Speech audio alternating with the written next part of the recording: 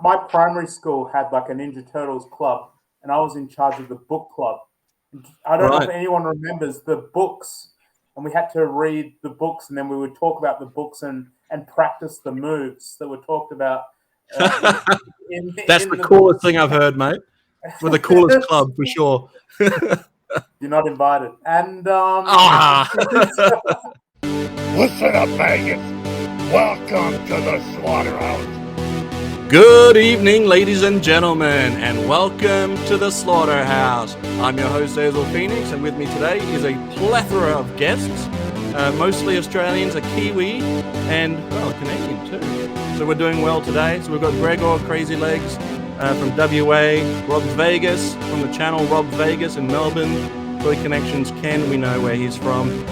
We've got Phil, the Kiwi in Japan, and Brendan, who is repping Action Man. All right. Welcome to the show, guys. Thank you for joining us. And thank you for having us. Anzac Day, long weekends. I thought what better way to spend a long weekend than with some good friends, some good chats, some good drinks, and just talking toys. Whatever you want, man. Whatever you want. Beautiful. Sounds great. Okay. So what I wanted to do, first of all, Phil, you've just moved, right? Yes. Yeah. Moved about a week ago. So the house is still in complete chaos. Boxes everywhere, sort of temporary Wi-Fi set up. So yeah, hopefully everything goes smoothly in this show. Right. But you had an earthquake too. Making good progress. Sorry? You had that earthquake as well. Yeah, I had an earthquake about a week or two before we moved. So that dismantled my my toy display. So it was pretty easy just to chuck everything into boxes and so forth. So yeah, made my life a bit easier actually. Well, once they get knocked down, it's just it's easy to just throw them in a box and then throw your hands up in the air and go fuck it. Yeah. Yeah. Exactly. Yeah. So, Phil, why don't you tell us a bit about your channel? Because I'm a big fan. I love watching your haul videos that you got going on, and how you managed to pick up some really cool stuff over in Japan. Oh, nice one. Yeah. Well, I started my channel probably 6 or 7 months ago. So yeah, basically it's just me fumbling my way through life in Japan. I started collecting action figures about 2 years ago, and I decided to start documenting my my collecting adventures, I guess. So it's basically me doing plenty of openings of deliveries that I get, and yeah, just me drooling over amazing vintage figures. So again, it feels quite like a new hobby for me. So I'm discovering lots of interesting things, a lot of things that I probably can't get my hands on in New Zealand as well. So especially things like your Transformers, a lot of the Takara stuff. I'm loving the G.I. Joe Takara vintage stuff as well. So I've got plenty of that. And I've just moved, so now I'm a lot closer to Tokyo. So with my videos going forward, I'm hoping to get out a bit more and hit the streets and look for some shops. And the next video I've got coming up actually is me. Yesterday I went out for a bit of an adventure and discovered a good shop and bought a few figures. So yeah, that's nice. what I'm all about. Yeah. I look forward to seeing that one then. Is it easy to find the vintage stuff? It's difficult to find Western line figures, like things like your WWFs and your Ninja Turtles and that sort of thing are a little bit more difficult. Obviously, Transformers are everywhere. So it depends what you're after. But yeah, it makes the hunt a decent challenge. So yeah, up until now, I've just gone online, which has been an easy option. But I want to head out and see if I can find stuff in the shops. So you're our man in Japan. If we want our Godzilla Boots on the stuff. ground. Yeah. If any of you guys need a Godzilla, I'm your man. Phil. Thank you for the kind comment you put on my Transformer video. today as well. Oh, it was a good one, mate. Yeah, I appreciate that. I appreciate that. Yeah. Speaking of Transformers, so yeah, went right back to the beginning today. So yeah. Nice. Yeah, that was a good video, Ken. Yeah, I appreciate that. I think I've got a picture of it here somewhere. That's from Space Commander. Yeah, that wouldn't be it, but no, that's not it. That's Space Commander sending out a hello to you with guys. Yeah. He's his dedication to Judy right there. That's right. I thought you might like that with the Action Man shirt Space on there, Commander, Brendan. Definitely. Space Commander logo. Yeah. Yeah. So this was the video that Ken came out with today.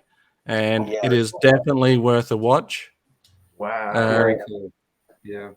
Well, after I finished it, my buddy, like one of my best friends who lives 10 minutes away, was like, "Hey, did you know you mistransformed Megatron's chest?" And I'm like, crap. Like, you just know something's going to happen. Like, I didn't pull the bottom of the chest out. It's like, I'm sorry, how long you been collecting Transformers? I'm like, let's just pretend I'm a newbie because that'd be easier than telling you exactly how long I've been collecting for. So let's just pretend I'm a rookie. We'll do it that way. He's like, no, you don't get away with that. So. That was an Easter egg, wasn't it? Yeah, that's right. Is that the only person that's picked up your Easter egg? Yeah, that's true. Yeah. That's true. He's a winner. So I guess we'll. I guess I can always just say it was done on purpose. Just pretend, roll with it. Roll with the punches. Never admit you've done something wrong. That's right. Change the video description now and there's an Easter egg in there. Yeah, first person to find it is Brendan's giving you a lifeline, mate. Yeah, there we go. We'll run with that. So while I do have this image up, why don't we each pick who our favorite 1984 Autobot is? Oh, okay. I'll start with you, Gregor. You're at the top of my list from when I'm looking down. It has to be Mirage. Is always my favorite. You have to. It made sense as a kid. I often wonder that a Formula One car has to be the worst disguise of any of the vehicles. But with no driver, yeah. Just going down the main road. And he had a good story, the ability to turn invisible. And he was considered a coward, but he becomes good in the end in the cartoons. That's true. So mine was always Mirage. Good choice. What about you, Rob? Oh, this is a tough one. The first Transformer I ever got was Hound. So he's always going to be a favourite, but I'm going to have to throw down to Jazz. Oh, yeah. Good pick. Yeah. Very good pick. Any specific reason why?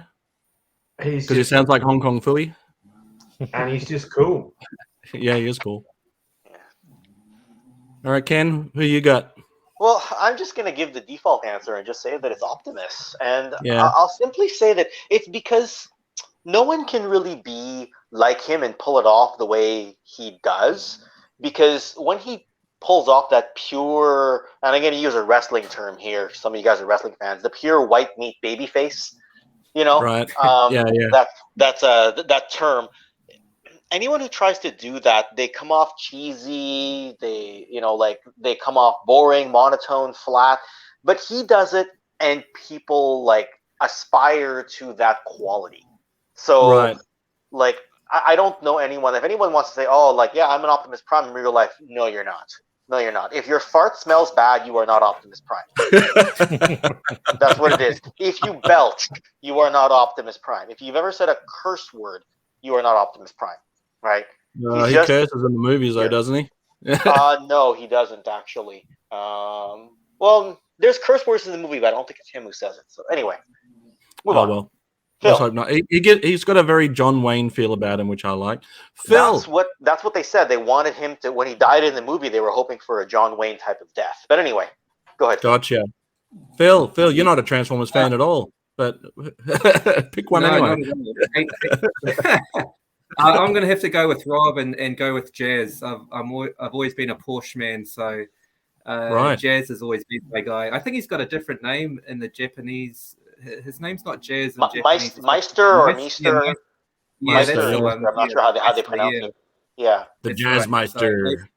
Jazzmeister, yeah. So always been a fan of jazz, fan of the Porsche. A black Porsche probably would have been even better for me, but I'll go with Hasbro. No, yeah. I'll let Takara know. Yeah, sorry, yeah. All right, Brendan, who you got? Who's your pick? That's a tough one because they're actually some of the few toys from my childhood that survived. But Right. I will go with the first one that I ever bought, and that was Prowl. Right. Yes. So Prowl. I remember I actually walked to the toy shop before school and went in, and it was just an array of them. And Hound I remember holding Hound and Prowl, looking, going, well, I do have this military side that I love, but Prowl was just, I don't know, cool. There was two-door sports car, police markings. That was it. Well, you went into the police force too, so that's a little bit of foreshadowing. Yeah. That's right. Yeah. So the two potential employment streams were right there, and yep. So maybe if you picked Hound, you might have gone to the military. Yeah, that's right. Or if you pick Mirage, you'd be a Formula One racer, right? Well, that's right. All the opportunities that you missed out on. Yeah, that's right. So I think Prowl probably has the most visceral death in Transformers the movie. Like you literally watch him die from the inside out, and that's pretty wild. For me, I'm going to go Hound. Hound for me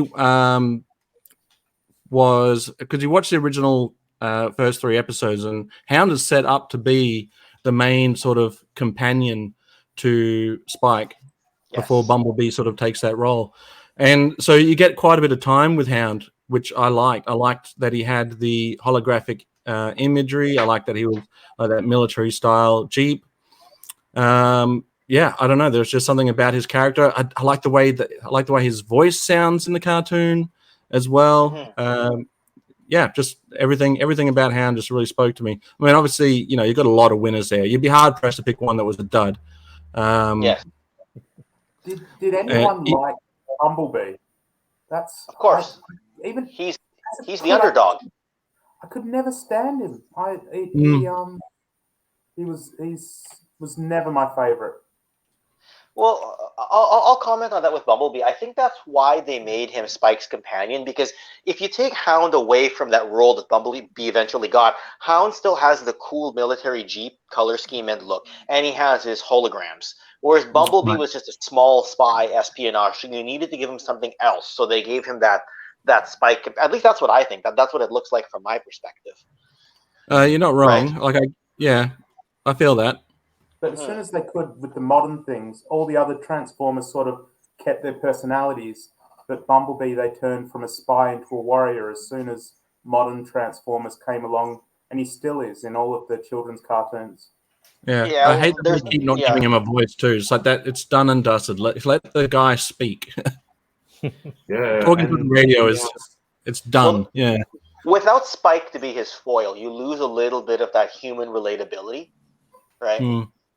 So anyway, I wonder too if the movie version of Hound is just bizarre. Like when you watch those movies, it's like I kind of like it though. Like the Cybertronian cigar chomping, it's not bad look. It's not Hound, but it still looks pretty cool.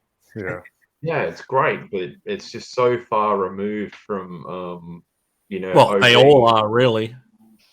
Yes. See, I wonder if they changed Bumblebee's personality post the collapse of the Berlin Wall, and there was spies were no longer something for kids. Like kids of the 80s. Well, you go back now and you realize how much spy activity was thrust upon us. And then 20 years have gone by, they're bringing the movies out, and spy work is not at the front but we had a war on terrorism, so whether or not kids could naturally associate a warrior as opposed to a spy, whereas if you grew up through the 70s and the 80s, the spy genre was everywhere. Apart from James Bond, spies weren't really still a big thing in those early 2000s, 2010s. That's true. I'm just wondering, When did they stop doing the Austin Powers movies? With that? they're even earlier. I think That's a good point, Brendan. Actually, that's a really good point. Maybe it didn't seem like it was a very good role model. That is for movies and for the kids watching the movies to have a spy. Well, Here's a really dumb story that I'll share with you guys.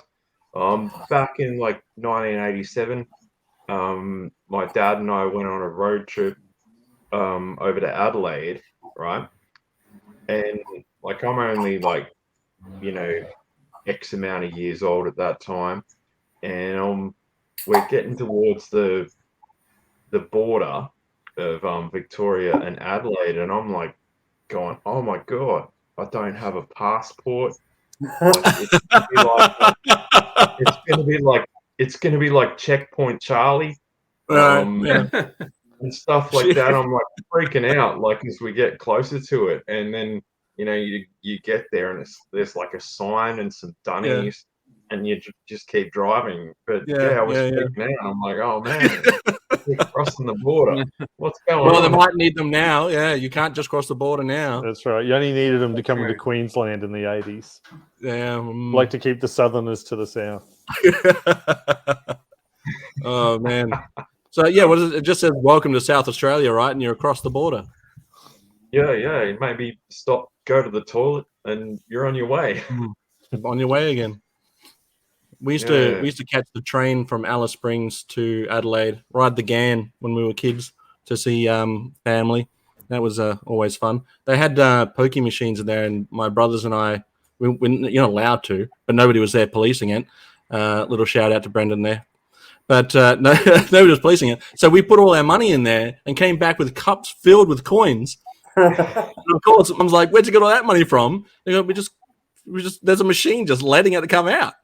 And she took the whole bunch. She took our winnings. Shout out to Mum. Hi, Mum. You owe me a cup of coins. Hey, Rob, while we've got you on, then tell us a bit about your channel, because I'm a big fan of your assembling the troops videos that you do. I like to think of it as you giving me the correct way on how to change an O-ring figure. Oh no, well, what can I say?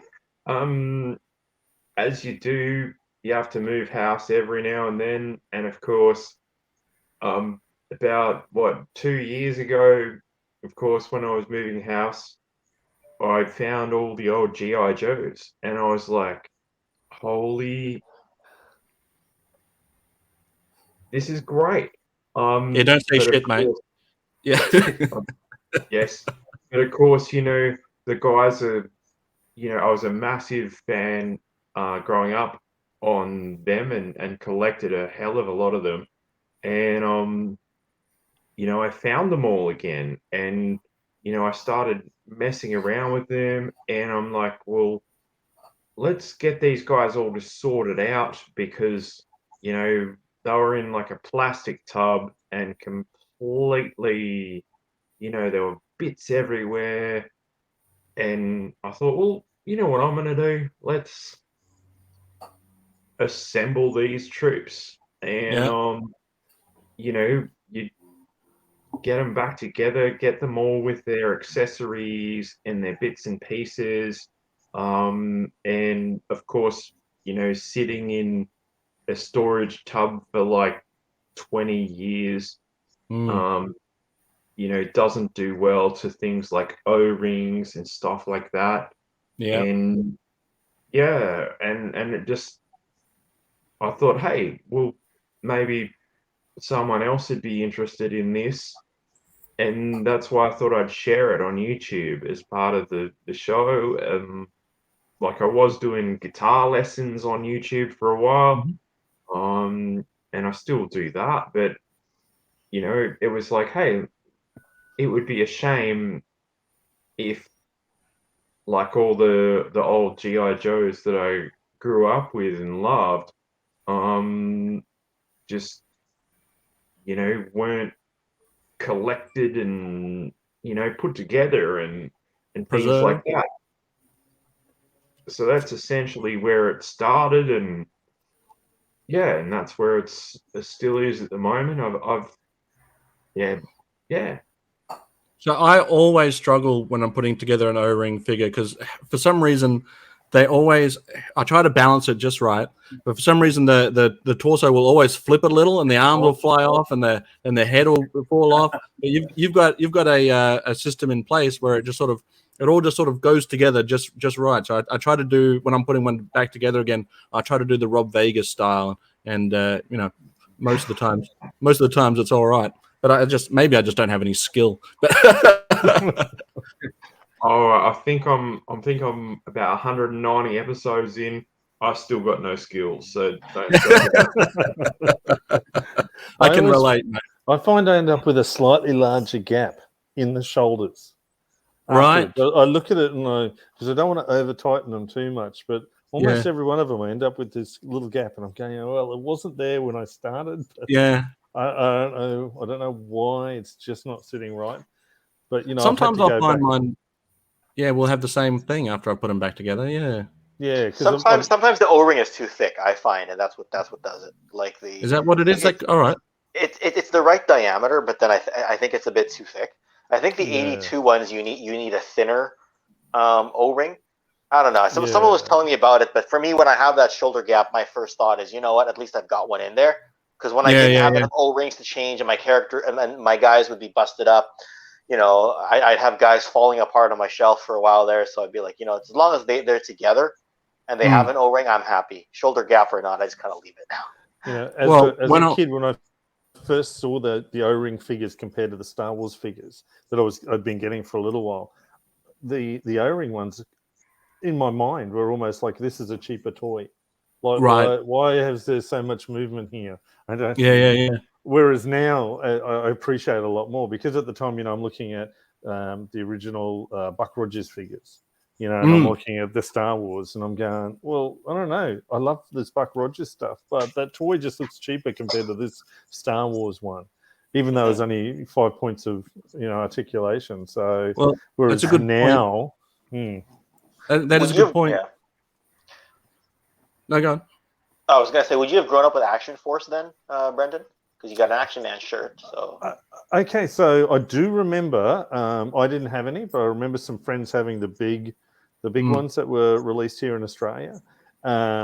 Action Force only got into through Tony at Analog Toys, and subsequently gone out and supported and educated myself. Yes. And so I've started collecting those, but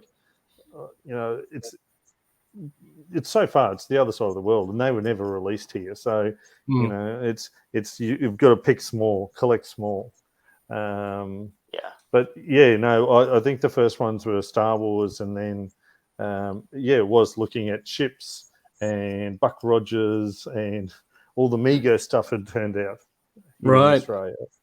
So Space Commander calls G.I. Joe the bendy figures because I'll show up his image again, but because these figures in the center here, this is Space Commander's action figure in the middle, they're quite like Star Wars with the 5 points of articulation. And so he tells the story that when they first got they were supplementing the line with the Hasbro G.I. Joes, and because they were able to bend at the elbows and the knees and whatever, he would call them the bendy figures. And now I've adopted that, and I call, when we're talking, I'll talk about the bendy figures being the Hasbro G.I. Joes. I've caught on with that. I've caught his lingo. Yeah.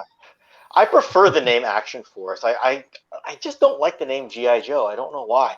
Like, if someone says, like, so what do you collect? And they're not a collector. And I go, G.I. Joe. Oh, my God, that sounds terrible. That sounds so cheesy, especially if the other person I'm talking to didn't grow up with it. I'd rather just say, I wish we had adopted it as just Action Force here in Canada and overseas. Like, I don't know.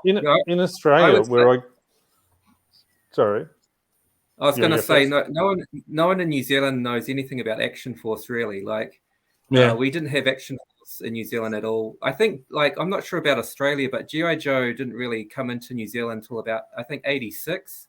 I think the 86 line were the first figures to come into New Zealand. So we had nothing from 82 to 85 whatsoever. Yeah. So I was working in a retail store just doing checkout stuff in 87.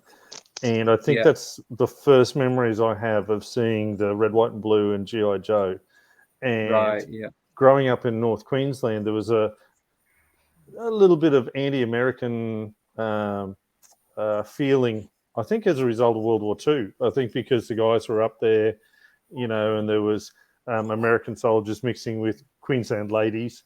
And so I think there was just some general resentment, just a quiet resentment. And so for me, it was that. It was almost like a negative brand. It wasn't something you detested, but you're going, oh, G.I. Joe, that's really very American. There's nothing here for me. So if you didn't pick up and realize it was an international body of soldiers, you might look at it and just go, okay, this is just American branding, and there's a bit of an anti-American, fever in this sort of area. Whereas I think Action Force opened it up a lot more. It could be a global body of soldiers. So I don't know whether or not that was a bit of a marketing problem in the northern part of Australia or northern Queensland. But I just remember that being around the time. I remember seeing shelves of them, going, "Oh, they look cool." But the brand, and you're right now. Like if I speak with my friends, I tend to use the term Action Force more than G.I. Joe. Yeah, right.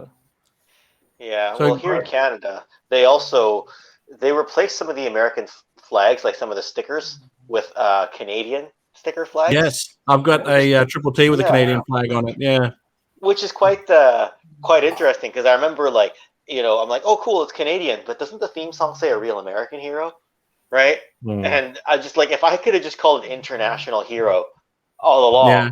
It would have stuck with me. It would have stuck with me longer because, and it's not so much the American patriotism, more so as that the taglines did not age well. The characters aged fine. The eclectic cast was great. The wide selection of vehicles is memorable, but I just find that the tagline, "Real American Hero," the name G.I. Joe, didn't age well. It doesn't sound good in modern times, right? But Action Force International Heroes sounds great in modern times. Right? That's how I feel. Just my general sense. Well, which one do you think sounds better, Yo Joe or Full Force? I'm used to Yo Joe. Yeah. I think I could get behind Full Force pretty quickly. The Full Force could get behind you too, mate. Yeah, I got a couple. Make sure they don't start moving. Have a Toy Story incident on us. So. Yeah, I think Yo Joe does come out a little easier though. Yeah, it does. Like we used to have, from what I remember, there was Eagle Comics, right, and of course they had Action Force stories in the comics, and that was kind of what it was branded as at the time. And it was always Battle Action Force. Yeah. That's right. Yeah, that was kind of a big thing. And then I think, as Brendan said, in about 1986, it was snap, it's G.I. Joe now. Yeah. I do have the black and white G.I. Joe comics where it's introduced by the character Digger, which is an obvious just rename of Recondo. But we were just talking to Ron Rudat today, one of the big wigs from back in the Hasbro days, legend, and he was saying that his original intent for Recondo was all along to be an Australian, and somewhere along the way it got lost in translation and became an American jungle fighter instead. But well, because it had the way the hat was curved up was meant to be kind of I don't know. I think you or Carson asked, was it, or maybe it was Brian who asked, did they mean to curl the hat up like the Australian jungle fighter? I can't remember how Ron answered the question. Well, it was asking whether or not he got inspiration from the Action Man jungle fighter. Yeah, and Ron Rudat said that he was just into World War I and World War II stuff and some Civil War stuff, and so he just sort of pulled from everywhere. But according to Ron Rudat, he didn't really give the original G.I. Joe or Action Man dolls any sort of thought. He just sort of did whatever he thought was cool, which is fine. I think that's great. He came up with some great designs. So yeah. So, Gregor, So do you remember? The only Aussies in the GI Joe line are the Dreadnoks. Is that right? Well, we've got Sky, mate. So the story is that Larry Hammer met some Australian soldiers back in his army days, and he disliked them so much that they were so brutish and awful that he was like, okay. Later on, that was his inspiration for the Dreadnoughts. Was we need just the most awful, burping, loudmouth. Yeah. I was like, so he's not wrong. That was the officers, but what did he like of the enlisted men?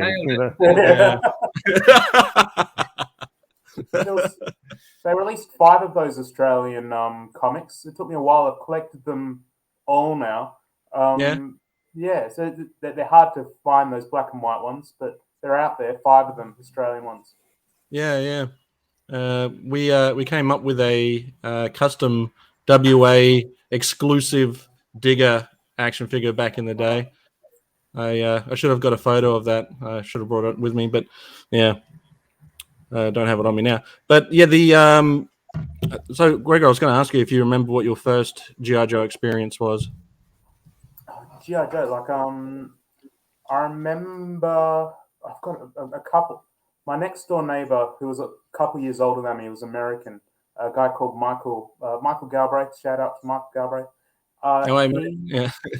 He had GI Joe. He had all the toys. He had GI Joes. So I'd go over to his place and I'd play with them, and I had to have them.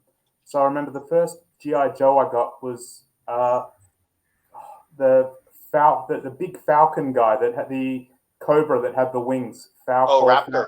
Raptor. There we go. Yeah. So, I played with that for ages. But then after that, my absolute love of GI Joes took off. I went to Hawaii, and they had the USS flag set up in the Toys R Us. It was the first time I'd seen a Toys R Us. Nice. I wanted it so bad. I'd steal my father's pocket change. Like, we're in Hawaii having this incredible holiday, and I stole all my dad's pocket change and went down to the wishing well, and I threw coin after coin, probably about $15 worth of coins into that wishing well at the front of the hotel, hoping to get a USS flag. But I was told when we get back to Australia, we'll have a look. And never got a flag. Ended up with the Crusader, the spaceship, but never got the. Well, that's a pretty cool alternative, though. If you couldn't get the flag. Yeah. I'm still on the hunt for a flag. After all these years. I don't think they're coming, mate. I don't think they're coming. Australia's slow, but I don't think they're coming. I bought some before in the US, but I just can't get anyone to ship them. So it's always on the last. It's the size of the parcel, right? It's just too much. So So you had the Crusader, not the Defiant, then? The smaller one, that's the Crusader, yeah.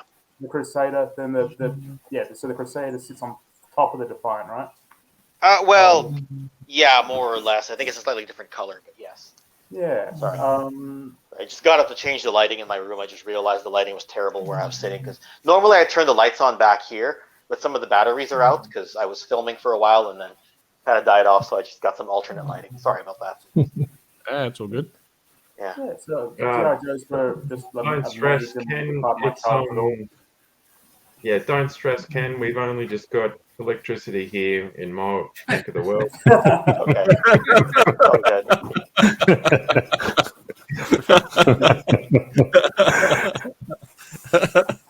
Jeez. Oh, Greg, I'm going to bring you up full screen because I want to have a look at all of that stuff behind you. I hope you don't mind. Yeah, you can do that. I'm going to go away. No, you stay there. We'll check out your handsome mug while we're at it. Oh, Ultimate Warrior. Yeah. The Jack's Plastic Superstars. That's amazing. Masterpiece Transformers. Right. You got the Generations Metroplex. You got the early masterpieces. MPO. You got the MPO5 and probably the Takara MP10. It looks like. I spotted Sgt Slaughter. There he is. Sgt Slaughter, and you've got the Hasbro, the Hasbro's 20th anniversary prime. Got that's an MP1, but just as Yeah. the 20th. The 20th anniversary, yeah. It's a tiny fraction of what of the whole collection. Can we talk about? I have a serious issue. We all collect toys different, right?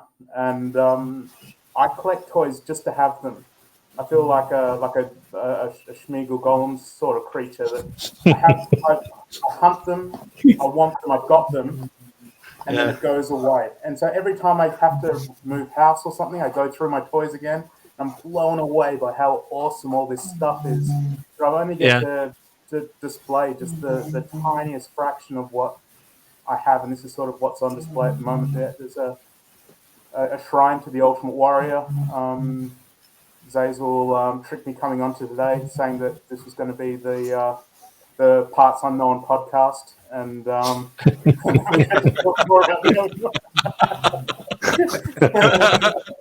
Greg, we can talk wrestling if you want. Oh yeah, no problem there.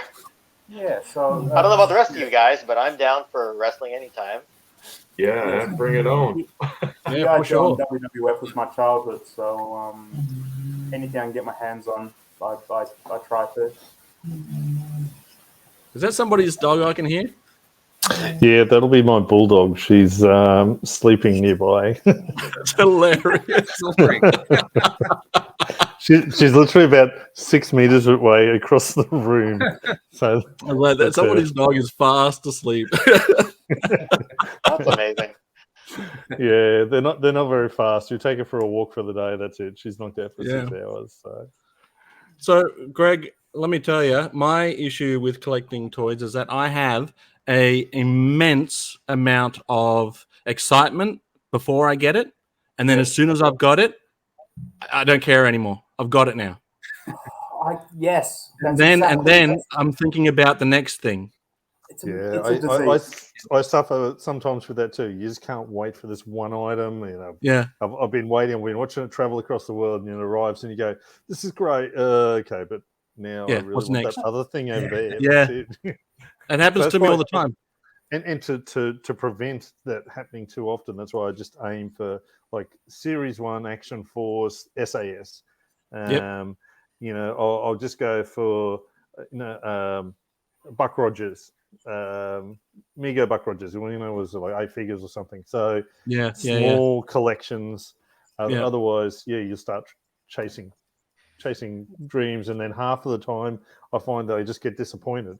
Just go, oh, it's just one more thing now, but there's still 60 to get. Whereas if I got a smaller collection, one that's easier to display.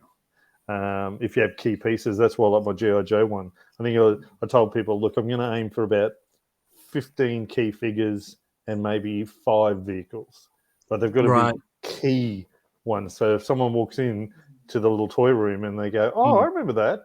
But there's only key stuff there. Right. So trying to set boundaries. I wish I had that kind of boundaries that you do, mate, because I started collecting the Masters of the Universe stuff. I think Ken probably put me onto that idea. I think one of the first ones I got into my collection was the Sgt Slaughter Masters of the WWE Universe one, which is a great figure. So that one came out very late in the run of Masters of the Universe Origin. So now I'm thinking to myself, well, I'll just get a couple, right? I'm thinking to myself, how cool would it look if I had Castle Grayskull and I had Sgt Slaughter in the middle, Man-at-Arms to his side, and He-Man. Just those three. That'll do. And now I'm balls deep on this thing. Now I'm trying to track down figures that no luck going to find on the store shelves. That reminds me, Brendan, Masters of the Universe are starting to show up in Toy Worlds now, the latest wave. So you've got the Anti-Attorney He-Man, Clawful. Oh, of course. I've ordered them from Big Bad Toy Store, so I might see them next year. Oh, geez. Have they arrived yet? Can you cancel? Is it a pre-order or is it a purchase? It's a pre-order. Cancel the pre-order. Go down to the Toy World, pick them up. Yeah.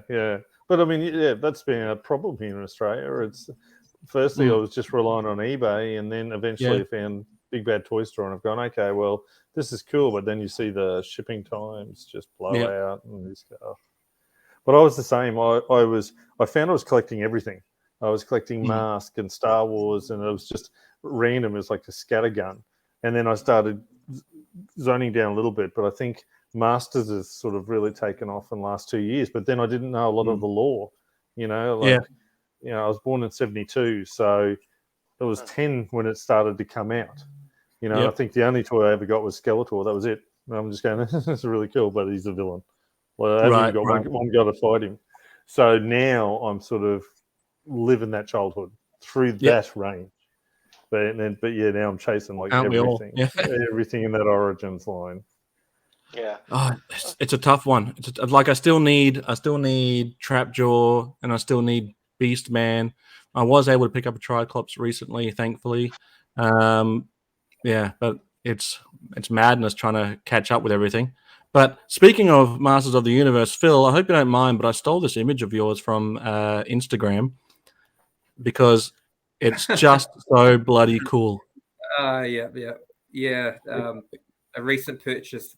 These are stamps, and they're Italian stamps. They're made in Hong Kong, I think 1985. And I'd never ever seen them before, and they just look so wacky. That I just had to, especially Man at Arms. Like I can't see how that resembles Man at Arms at all, apart from the green and orange colors. But I like that Man at Arms is trying to swing his fist, but he's literally holding a weapon in his hand.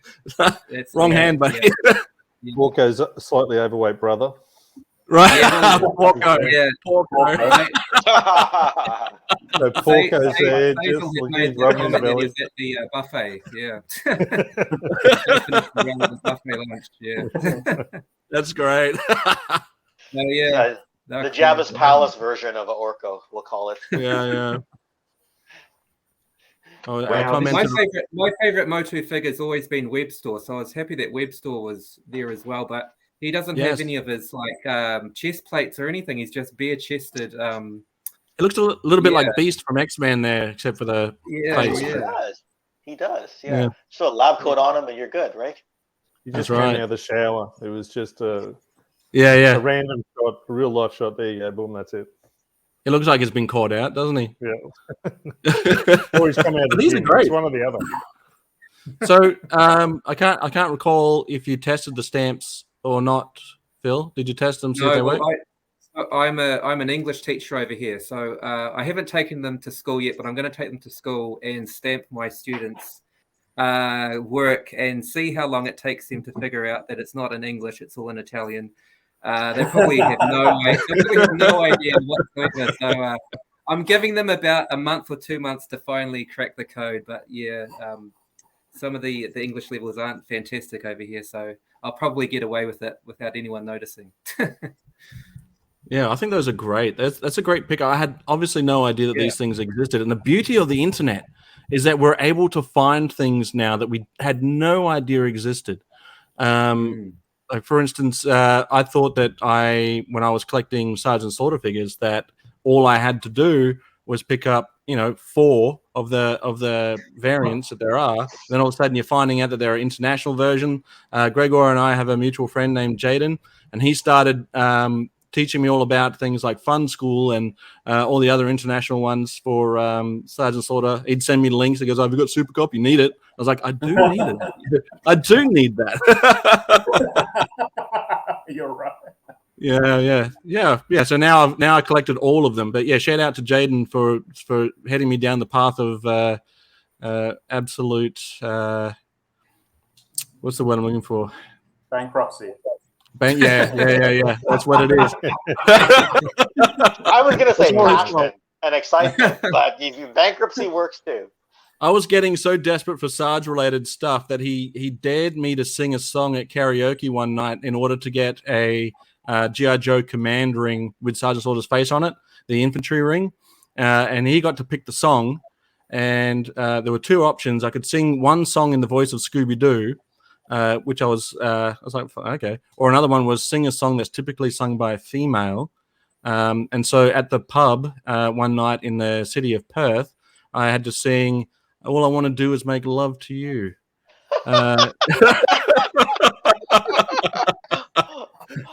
You don't have a problem I got at all. it though.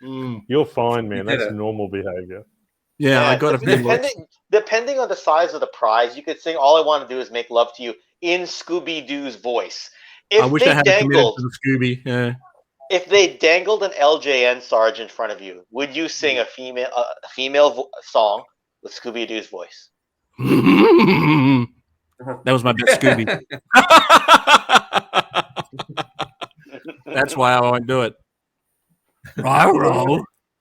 Did anyone end up with an LJN Sgt Slaughter? I was looking this morning at the prices. I used to be Ken's got one. I've got one. Yeah. The mailaway one. Mm-hmm. Should I get it? Yeah, absolutely. Hey, you know what? You should just send it to me and I'll show it up. You get it to me before the episode's over, right? I'll be right back. I used to look at them when they were like $400 or $500, and I'd be like, "Oh, one day." And I had a look this morning, and a wrecked one starts at $1,000. A good one is now $2,500. Like, and they're so hard to find with a good-looking brim, paint, all of that stuff. So yeah. While we're waiting for Ken to come back, I've got a picture that you sent me, Rob. Speaking of things that you didn't know existed. Yes. I've got these guys on hand. Oh my god. Yeah. Let me bring it up. We're talking, if you like go into school and you like fun, it's fun school. And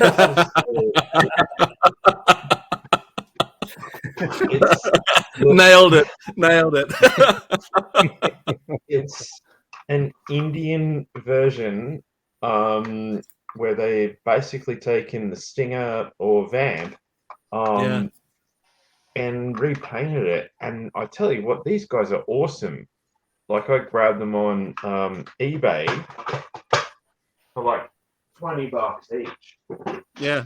Oh, that's great. There's the red one, which is like meant to be a racing car. There's this blue one, which is the police, the Jeep. And I'll tell you what, the packaging on these is killer. And it says, if you can see that, crooks, watch out, police Jeep on the prowl. So, the fun school color variants, those are cool. Yeah, don't be breaking the law, my friends. No. I did grab this other one, which is like an actual in army colors, but I haven't opened him yet. So that could be a special bit of YouTube content coming up. I haven't seen that one before. It's got a very proud look to it. Yeah, this one was actually hard to come by, would you believe? Like, despite the blue and the red ones being pretty easy to grab, but how good is that? And that's very cool. So I've got the Rescue Squad box set, and the Jeep in the Rescue Squad set is actually different to the police Jeep in the single box. So there's two different versions of the police Jeep to hunt down. Did we lose somebody? Did we lose Brandon? Yeah, Brendan's just dropped out, but I'm sure he'll be back. Maybe there's some sirens went off in the background. He's gone running after it. Oh, maybe it's the police Jeep. I don't know. Yeah. You scared him off with the police Jeep. You said don't break the law, and now he's onto it. He'll be back. All right. Yeah, and in greater numbers. So yeah, a bit of fun, and you know, who doesn't want a few more cars in their arsenal? Because what a way to put it. Pretty much like every playtime I had with G.I. Joes ended up with like a Mad Max 2 car chase back in the day. So yeah, great to have some more cars. Cool. Yeah, that is very cool. Is that Army Jeep called Giggles? Because is that the brand of the fun school? Nothing makes me laugh like an Army Jeep. Yeah. Giggles it is, yes. That's hilarious. I love Indian marketing. It's just put two words together and you're all good. Yeah. Everyone jumping the giggles. Anyway. Like the packaging on this is priceless. It says apparently by having this Jeep, you develop motor skills, stimulate senses, and you develop hand and eye coordination. So I need that. All right. Yeah, me too. Actually, Are giggles guaranteed or? Giggles guaranteed. It's on the box. So far, so good. I'm going to have to suggest that to Connor next time he has to name his new armored car. Giggles. Giggles. I'm telling you, it'll work. I'll let him know after this. Excellent. Please do. All right, Ken, let's bring you up full screen so you can show off this awful action figure that nobody wants. Yeah, so I was looking in the trash one day and I needed I was desperate for a paperweight because the divorce papers from my fourth marriage hadn't been signed yet, and I was so desperate, so poor at the time. I was like pricking my finger, writing in blood, and I just reached into the garbage can for the first rock, and this thing comes up. Right, it's that got dark, Ken. That got real dark real quick. Yeah, people wouldn't believe I've been divorced 4 times and I pricked my finger in blood, and I've never been divorced. All right, let's show us your first one's the hardest, man. They get easier after that.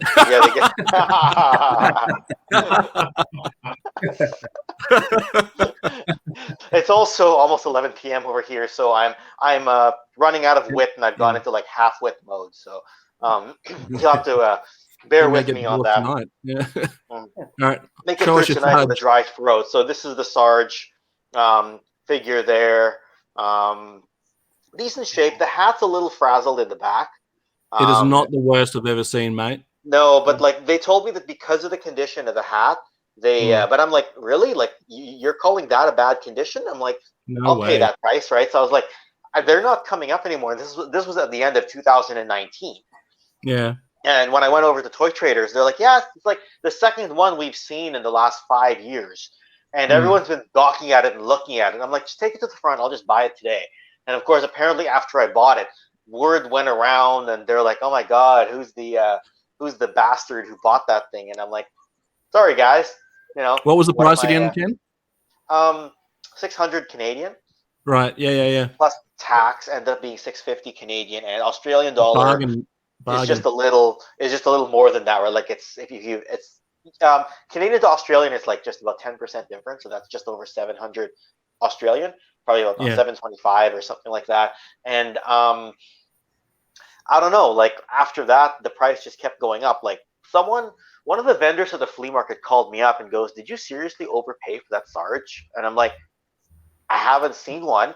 If I was to buy one, I'd have to pay the shipping on it, and it would end up being this much anyway.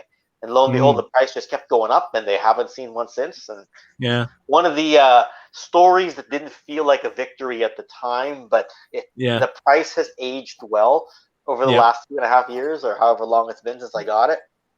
Feel free to destroy that. Chew on it, wrestle with it, play with it, take it to the sand, take it to the mud pit. That's still $1,000. That's a $300 profit if you want.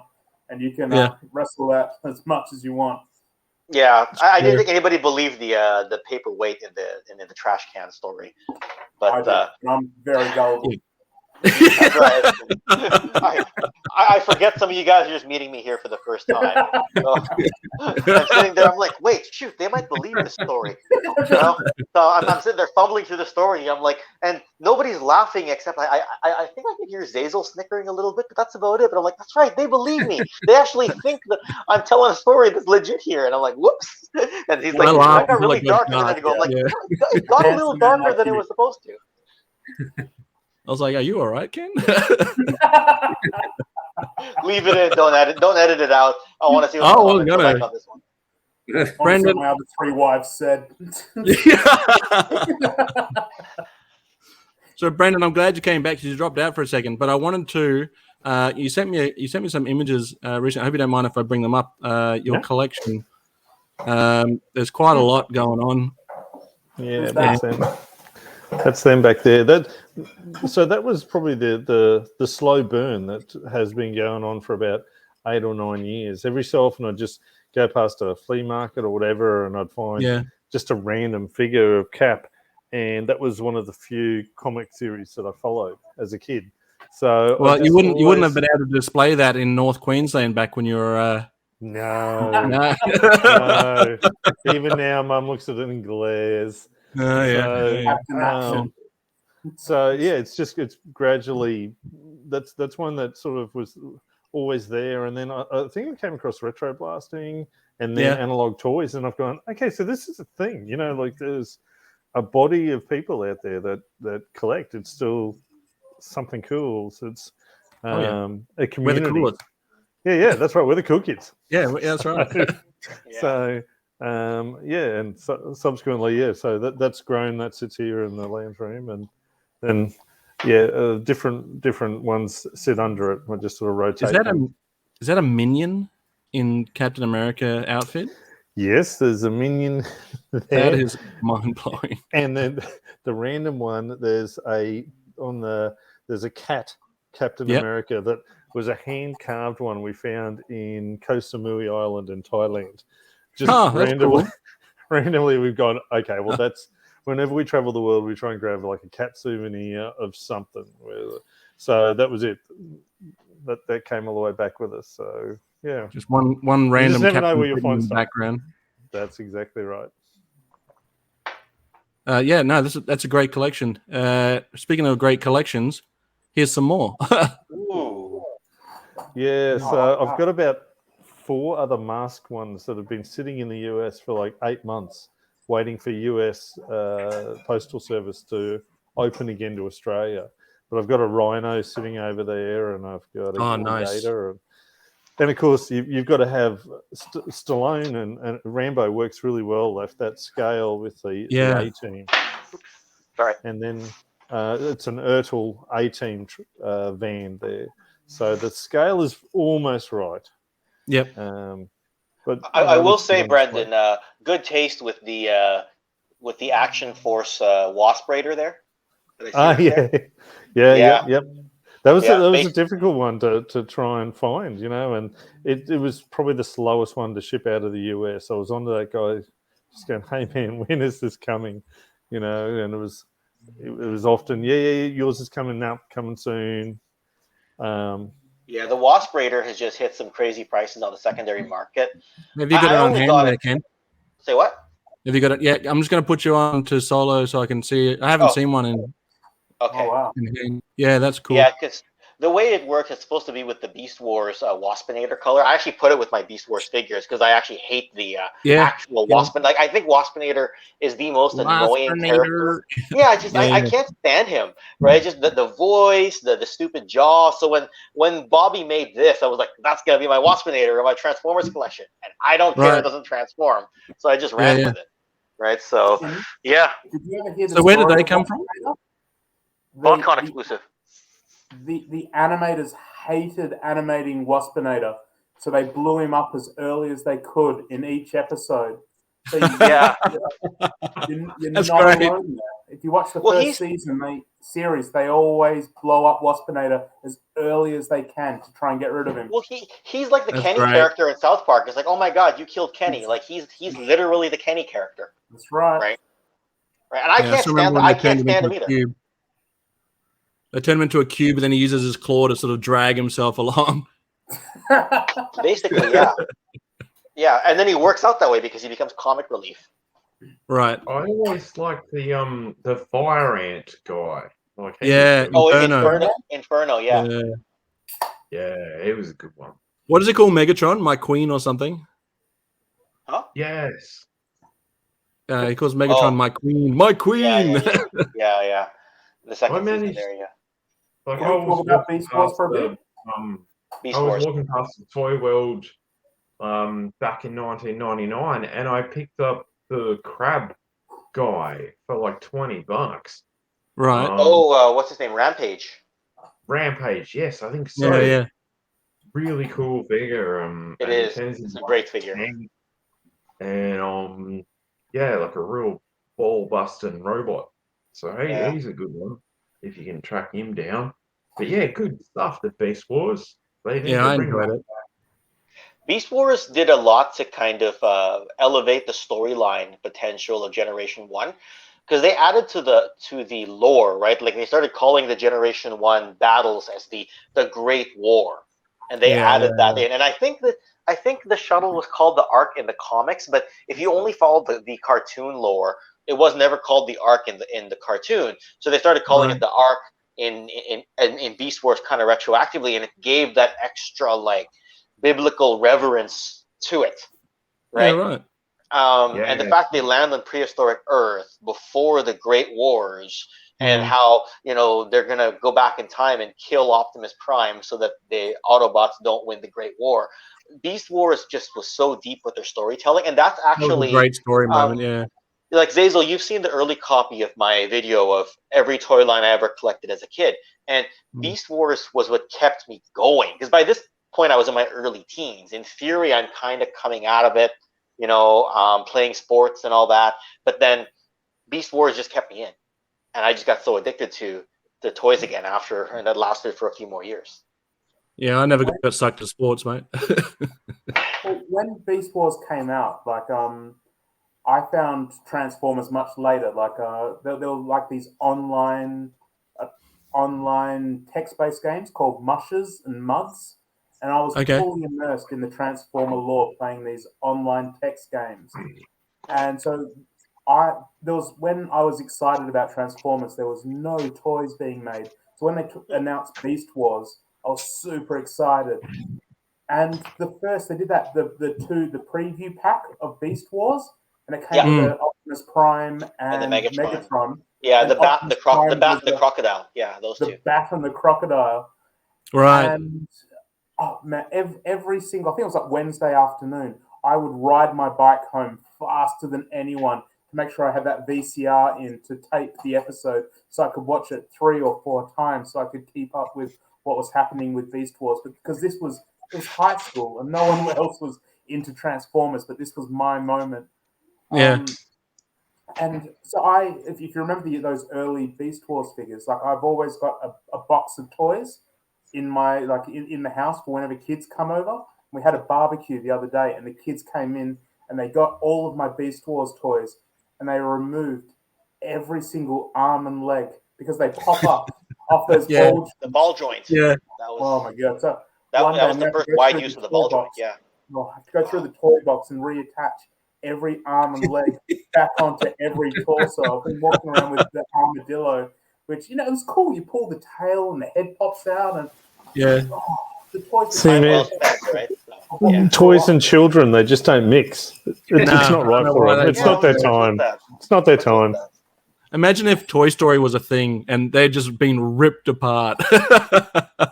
I'll tell you what. Toys. Yeah, well, that's right. But I think the benefit of those toys is that they do have limbs that detach. Because if you pop a leg off of a G1 toy, it's nothing now. That's it. Yeah, you're drilling a screw back in, and hoping it doesn't impede the transformation.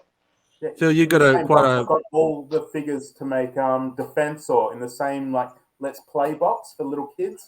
And I saw how they were treating the Beast Wars, and they slowly came out of the box. So Blades and Hotspot and stuff sort of went to the side so that they could continue playing with the just the Beast Wars. So Phil, that was a good cartoon.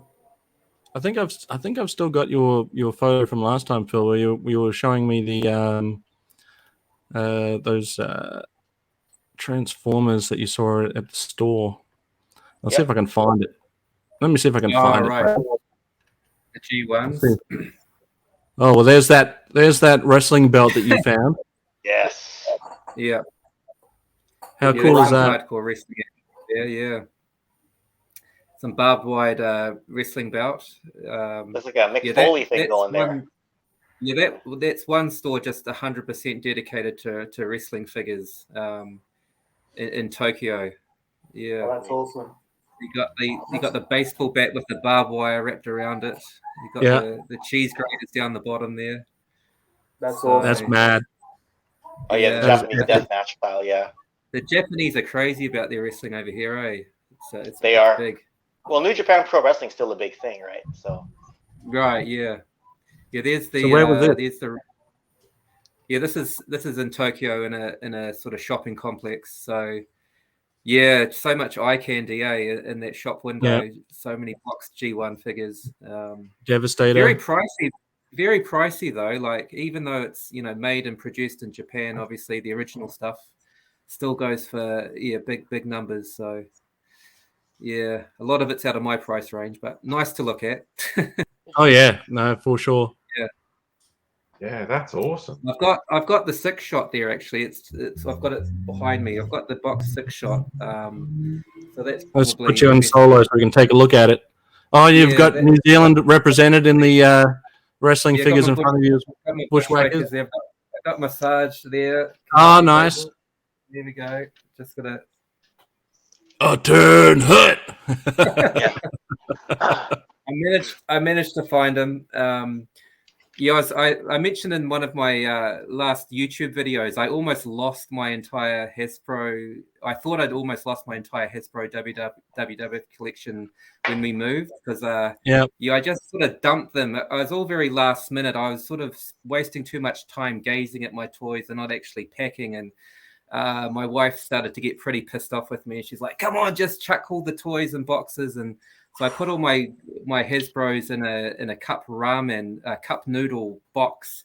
Oh no! At the last minute, and we got to the new apartment, and I was like, "Oh, I'm going to be chatting with Zazel soon. I'd like to sort of display a few of my Hasbros for the video." So I started opening up a couple of boxes, and I thought, I packed it in a cup noodle box. I couldn't find the cup noodle box anywhere, and yeah, probably I've got almost $1,000 worth of WWF Hasbro figures, and I thought, my wife had maybe thought it was rubbish and chucked it out or something like that. So yeah, last weekend I was in Panic Stations. I managed to find them eventually at the bottom of one of the packing boxes. It was one of the last boxes I opened. Goodness. Yeah. Thank God. Yeah. That was a very stressful moment. So I'm hoping I'm not going to be moving again anytime soon because all's well that ends well. Yeah. So I've got the repaint of 6-shot here for you, Phil. If you recognize this guy. Oh wow, that's This is the 1989. Yep. This is a great shot. Is it? Oh, okay. Oh, that's from cool. 1989, the Victory Series, the Autobot version of 6-shot. Just because you reminded me of it, and he was literally right there. So what's he called? Never seen that before. Yeah, great shot from 1989. Great shot. He was a couple of years after 6-shot. Throw him up. Transform him 6 times. That's good. Easy. Sarge kicked his ass. Said you're dismissed. So that's a new paperweight. So Brendan, I hope you don't mind, but I'm going to show some more of your collection. I've got a few more photos to go through of yours. That's your full layout there. I can see some Motu at the bottom. Motu, Captain Scarlet up the top. There's my Godzilla. Yes. I think I've got a closer version. Oh, hang on. So do you find that Orko is out of scale with those Motus? Because I think he's too big. Yeah, I feel he's a little too big. From what my impression is from the cartoons, I'm just going, he's a little large, but Let's see if I can find a picture of my collection. They look awesome. Yeah, they do look cool. I've got to get into Origins, eh? I've got a grey skull and an Eternian Guard and a new Stridor, literally sitting in boxes.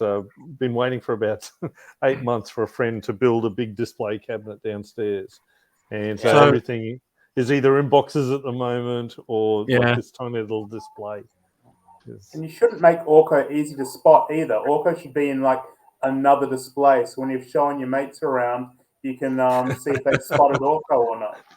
Yeah, that's right. Where's Wally? But it was interesting at the station. Like, I'm the kind of guy, I wear my heart on my sleeve, and so I'd talk to guys about this, and the number of them that would then bring stuff from home going, actually, I'm secretly into this sort of stuff, and this is Oh, all my cool. childhood ones. So you'd sort of talk to them about, oh well, do you know you can restore them by doing this? You know, like because they're not aware of the YouTube channel. So you know, I've been able to direct a few people to things. But yeah, there must be a generation of us that ended up as police officers that all have very similar interests. I love your collection there, Brendan, because you got Mask, you've got some of the stuff from the 70s, you've got the new Action Force stuff. Yeah, you know, so it's quite a range. Like you've got from the 70s through the 80s there. Yeah, and that's what I was saying. For a while there, it was just scattergunning. I'd be on YouTube and I'd see a video and go, oh, you know what? I always wanted them as a kid. I'll get some. You know? And then all of a sudden I've got so many lines and Captain Scarlet stuff there. I went to a toy show recently and hang on, I'll find those images. Hang on a second. Yeah. Yeah, well, while you're doing that, Daisel, why don't you flip me back on full screen, because I got something to say about that whole Orko thing being smaller. Oh, hang on, I want to show off my Orko first. Hang on. So okay, go ahead. You go ahead. That's the Orko I use, which there is. We go. Yes. I can never remember where I got that from. In the little boxes, Ryan said it on the podcast last time. Yeah. Well, anyway, yeah. I can never remember what it's called, but I think this scale's better, sort of like with the Filmation style. Yes, it does. But for Ken, he's going to show us another paperweight. Yeah, so a couple more paperweights. In the Masters of the Universe Classic, because these were 6.5-inch figures, right? Yeah. The Orko is like this, so it's not like, so if you put it down here, you look at the size difference. He's actually more proportionate. So for the 2008 onwards Masters of the Universe Classics, they got the scale right, in my opinion. Yeah. So that looks good. I don't know why. So sorry. For Origins, they went back to the original like 1982 scale. So I guess that's kind of why they have him a little bit big. Well, it looks cool. Zazel, yours one's like a Loyal Subjects? Yes, thank you. That's Loyal Subjects.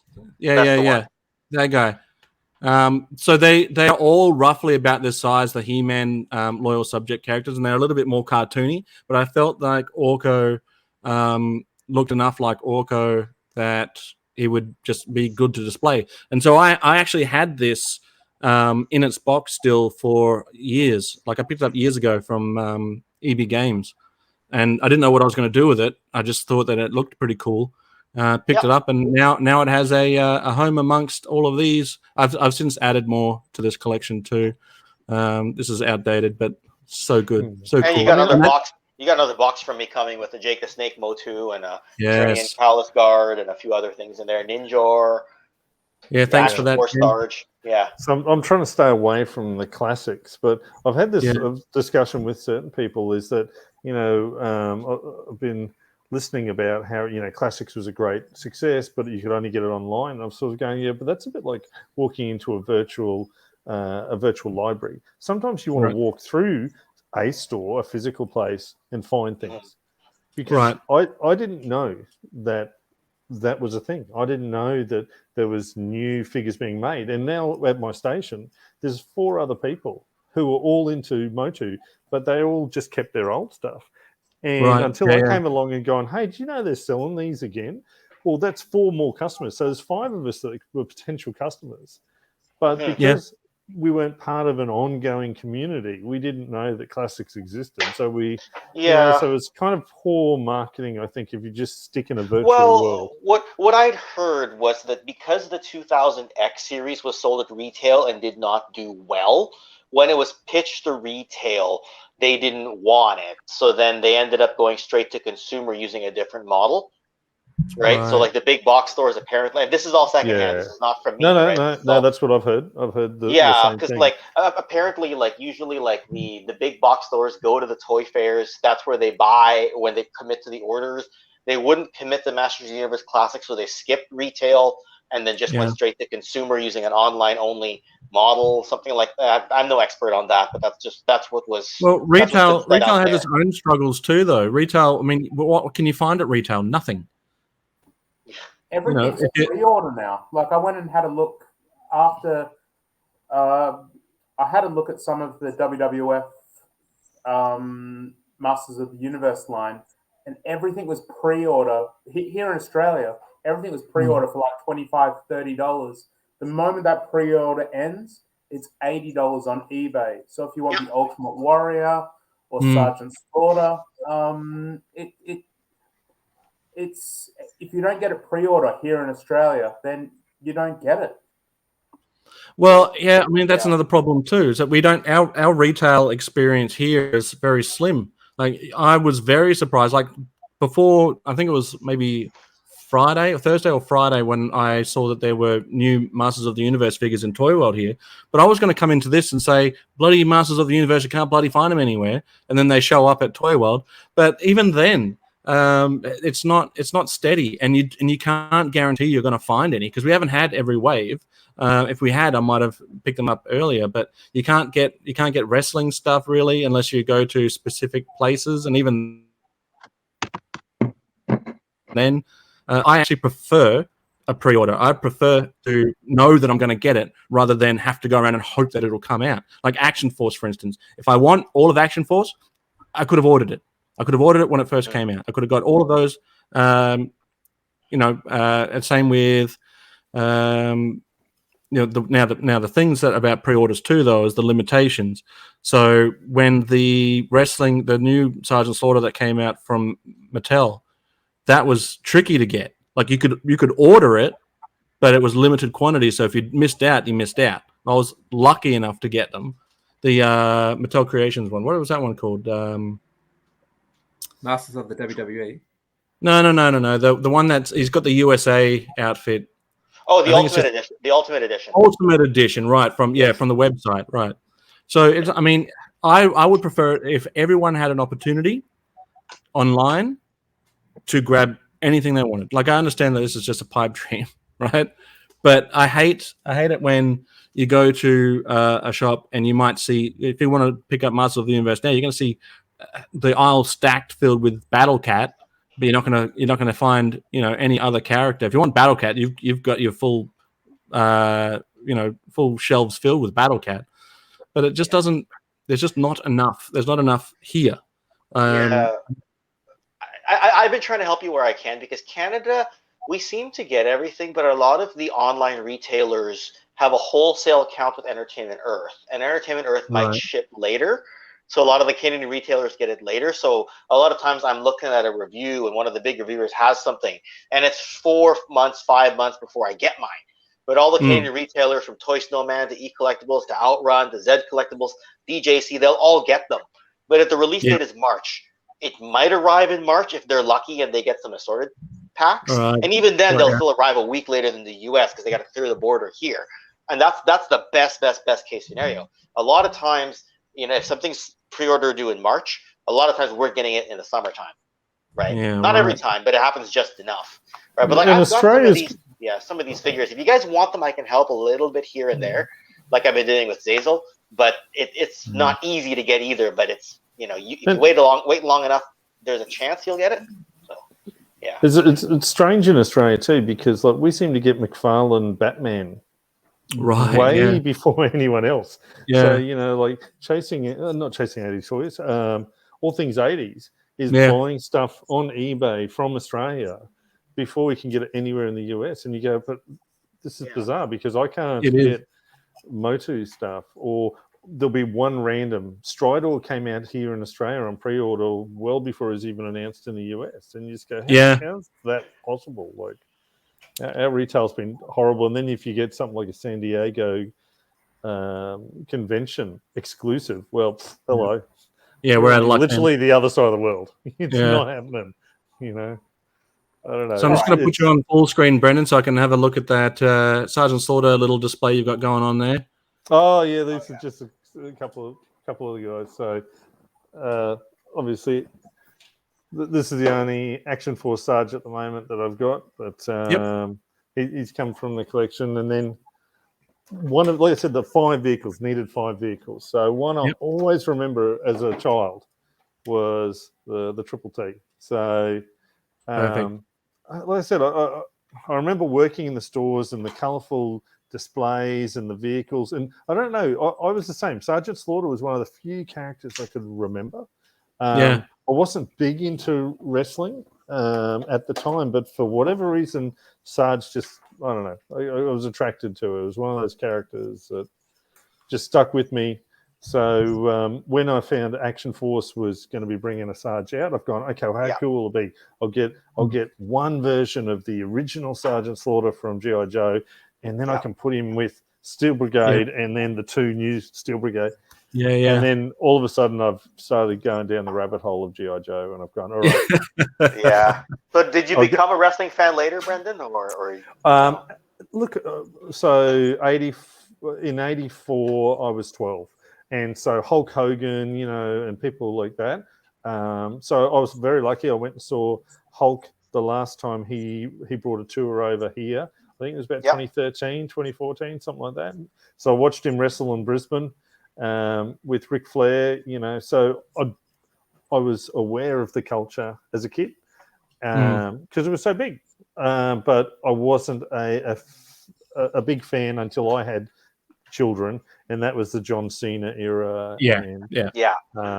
And so my youngest fella had to make a wish to meet John Cena, so we flew down to Melbourne and met him down there, and he was lovely, lovely guy. And then we got to see the show down there. So that's cool. Well, there's a lot to unpack from what you said there too, because Action Force is doing well right now. Did you order the future waves too, or you just get wave one? Yeah. He's sucked in now. I'm sucked in. Yeah. It's about the only modern line, apart from maybe some Cap stuff. Yeah. But no, I've thrown the orders in. But again, I can't order through Valaverse at the moment. Bobby just doesn't have the capacity. So I'm going through an Australian. Half of it's with an Australian guy who's doing pre-orders, and the other half I definitely went through Big Bad as well, just to make sure. I didn't know when stuff would come. So something's better than nothing. See if Dorkside Toys is available too. All right. Yeah. So I just want to bring this up here, Brendan, so you can talk us through this bad boy. I've never heard of this guy until you showed me it. Neither have I. Yeah. So as a kid, I grew up on the 1966 TV series Thunderbirds by Jerry Anderson and Sylvia Anderson. And then exploring that, seeing, the puppet work and the super marionation and all those sorts of things, I found that there were these other series they did on either side, earlier stuff, and then Captain Scarlet was the following series. And I just loved this because it was a more, they were shorter episodes, half hour, but they were more adult in the fact that it was people getting killed left, right, and center, and you end up with this indestructible hero, Captain Scarlet, who just had horrible deaths constantly through the series. So at a toy show recently, I came across the 12-inch figure there, and I've just gone, look, the chances of seeing another one of these, super rare, I'll grab it. And then I've just started looking online, eBay's my friend. Is it though? Is it? That's exactly right. Is it really? Oh, it's my poison. And so then I've started finding these other ones when they re-released a lot of the toys and the books and stuff in 1993. So a lot of that's quite reasonable. And so I'm waiting on the Angel Fighter that's on the book cover there. I've got one of those coming, and another one of the dinky vehicles from 1967 of a maximum security vehicle. So it's a slow collection, but I think that's probably the best way to go, And then, but a lot of people don't know these exist. I had no idea. Yeah, no. Is it brilliant? Yeah, everyone knew of Thunderbirds, but there were these other series that this, the creative genius of the Andersons, I think, is just underappreciated in general, even to their live action stuff. So Brendan, being born in 1972, you would have gotten the best of the 70s and the best of the 80s, which makes me a little bit envious, right? But so I'm going to ask you the loaded question. Are toys from the 70s better or toys from the 80s better? I'll ask you the loaded question. No. Oh, God. Well, it's difficult, isn't it? Because, like Star Wars was, 77, 78. That's when it starts. But that one overlaps. And that's where it's difficult. I think the 80s, for myself, are some of the more iconic. Yeah. There were iconic shows that you had some cool toys from the 70s. I was actually looking at a Kojak car by Corgi because I just remember Kojak as this cool bald-headed police officer that would suck lollies and arrest people, and it's a bit like Starsky and Hutch. There were a few things that were iconic shows then. They didn't have a massive toy range, but they're expensive toy range. But I think for iconic pieces that I can walk down the street and wear on a shirt that people go, hey, I know that, it's mainly your 80s. So I think the 80s toys...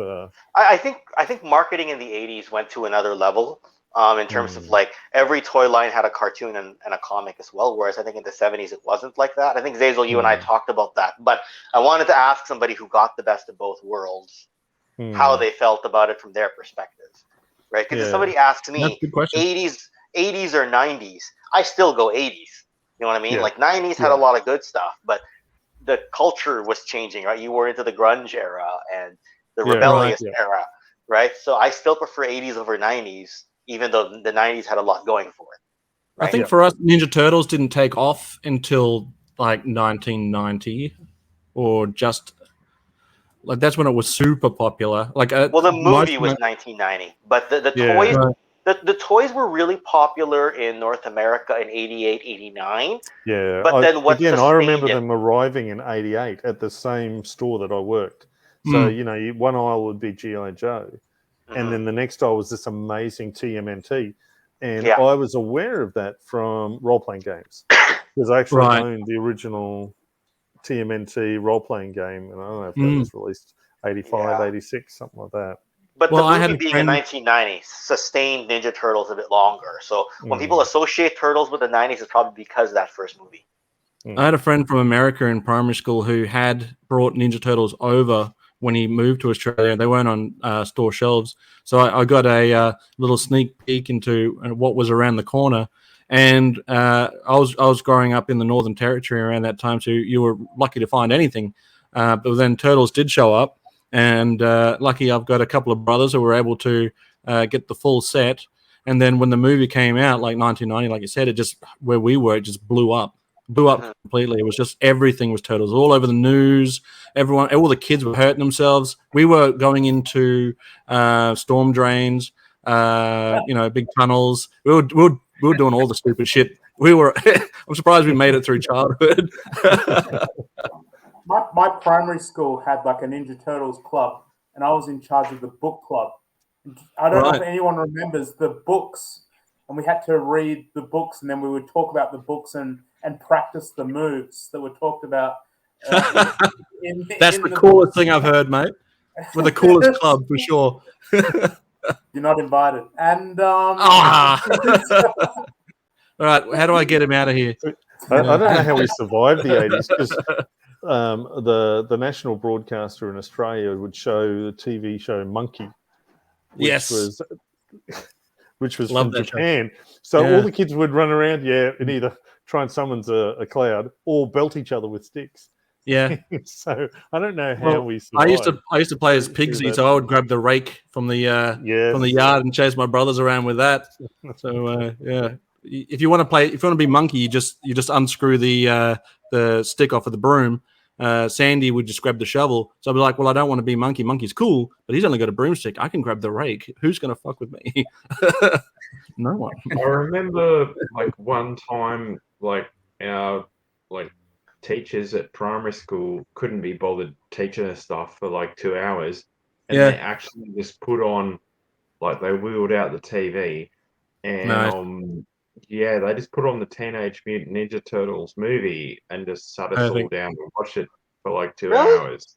Really? Yeah. That'll shut you up for a while, yeah. It's like, oh, we can't be bothered. Just chuck them in front of the turtles. We'll go and grab a beer or something. They thought it was too violent here. We had the live show as well in New Zealand. Did you guys get the live show, the world tour, the Turtles? I believe so. We got it. We got it even in New Zealand. It was amazing. Like, it was like the biggest thing ever that came to my hometown. Like, it sold out in there minutes. was those couple of years there. We had Batman '89. You had Dick Tracy. had Turtles. Like there were successive years where they just the marketing was so good, the products were so good. Yeah, Dick Tracy is underrated. I liked that movie. Same with The Rocketeer. I liked The Rocketeer too. Two underrated movies. Yes. Yeah. I love me some Rocketeer, and there was like Die Hard 2, Lethal Weapon 2. Yeah. They just kept on coming. Everything was great. Yeah.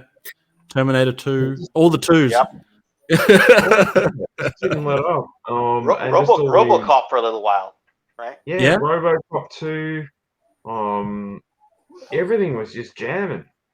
Robocop 2 was so violent. Well, awesome.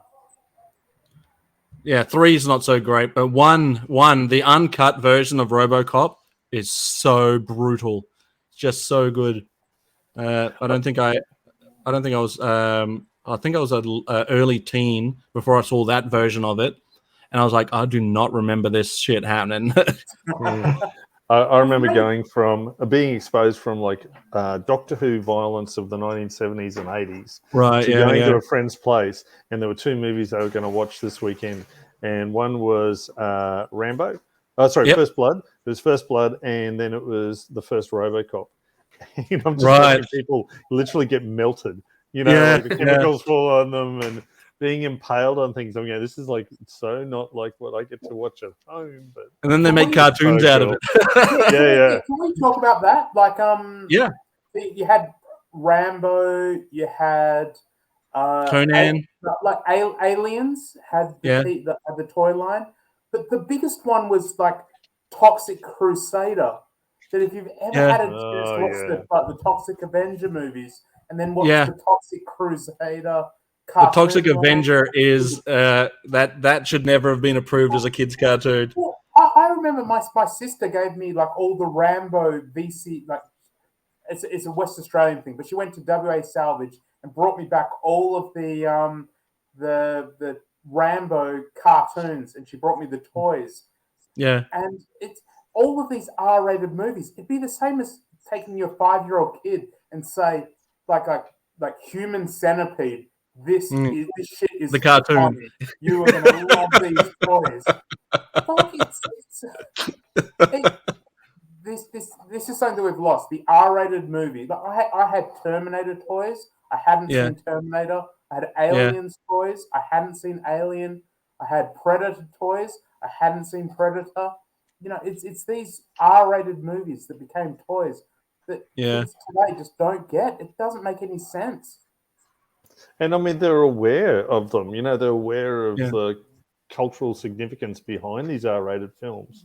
But like you say, you know, like, and it was quite fine for the toy. Yeah, they'll love this. They'll love it. They won't be able to probably watch the actual media, but they'll understand. It'll filter through the schools. It'll be fine. Yeah, because there'll always be some parents out there that go, "Yeah, man, R-rated. You're 11.